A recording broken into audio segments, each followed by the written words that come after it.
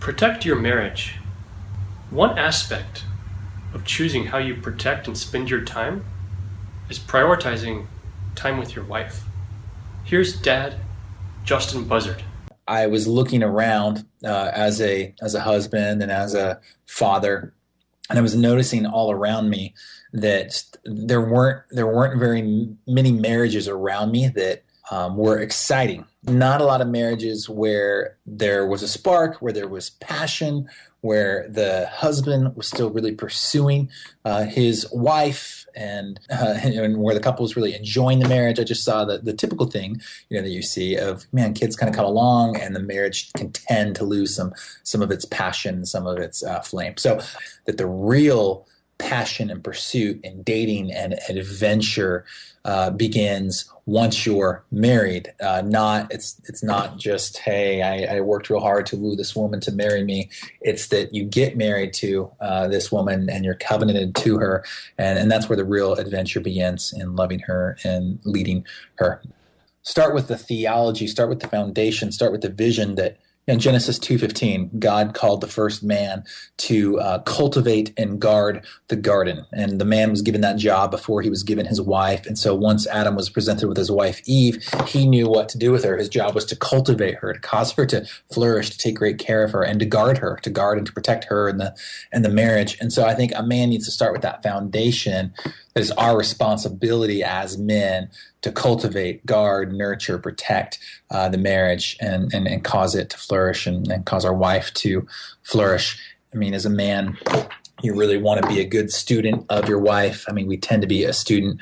You tend to be a good student of, your girlfriend. You're trying to get to know her and know how to best care for her. But that really needs to continue in marriage.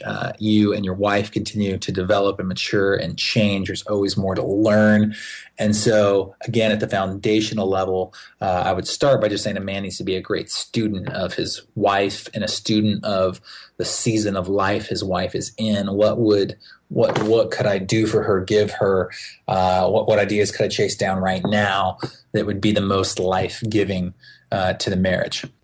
If you have that foundation, that you know that this is what you're called to as a man, and it's a privilege, like, man, awesome, God gave me this wife, I'm going to take good care of her, I'm going to love her, then I think one of the most important things to do is just give space for that creativity. Most dads are just like me, very, very busy. And so you need to prioritize giving a little bit of space in your schedule and your brain to coming up with some ideas. I mean, all of us men listening to this right now are probably putting a tremendous amount of time and energy and creativity and planning into their careers. And we were taught to do that. We've been taught to do that from a young age. But what I want men to do is to think, hey, I need to put just as much energy, thought, creativity, strategy into my marriage and into my family and how you care for and raise your kids. Think about your marriage, air war style, big picture over the course of a whole year. What do you want to see God do in your marriage? What are maybe a couple big events, things you want to put on the calendar for the year, ways to move your marriage forward and take care of your wife? And then ground war, what kind of at the weekly and daily level are some rhythms, some habits, some foundations you want to put in to your life and to your calendar that would bless your wife and help your marriage? I mean, to be a great dad, you start with your marriage. That's the number one thing I want my boys to see. Well, number one thing is I want my boys to see in me a real close walk with Jesus, but then next, a thriving marriage. So, your kids are always looking at your marriage. And so, yeah, it is critical that you take great care of your marriage and that you put your wife first before your kids.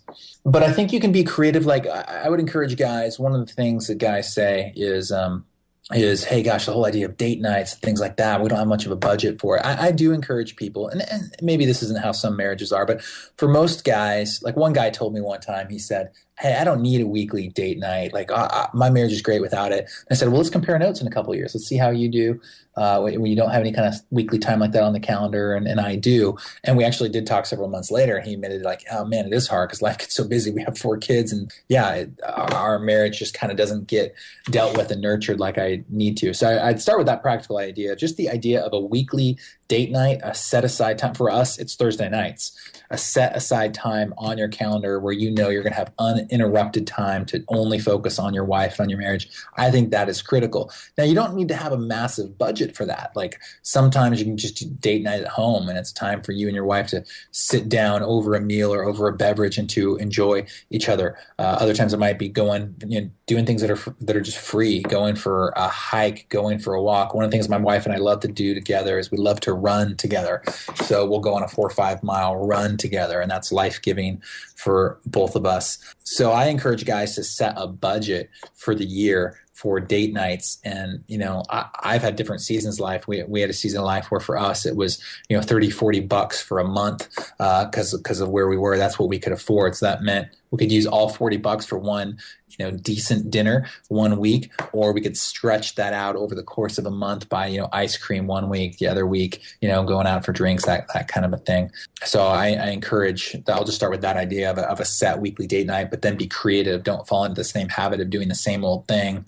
Come up with a list of 15 different things you'd like to do with your wife over the course of the next 3 months over those date nights, and then start chipping away at those.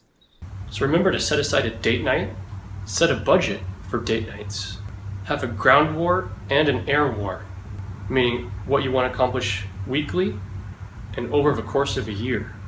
Try and put energy and creativity into your marriage as you do your career, and even be a student of your wife. And remember, the adventure begins when marriage begins. This is a big aspect of protecting your kids. You want to protect that marriage, because if you're not taking care of your marriage, your kids are not going to feel safe in that family unit.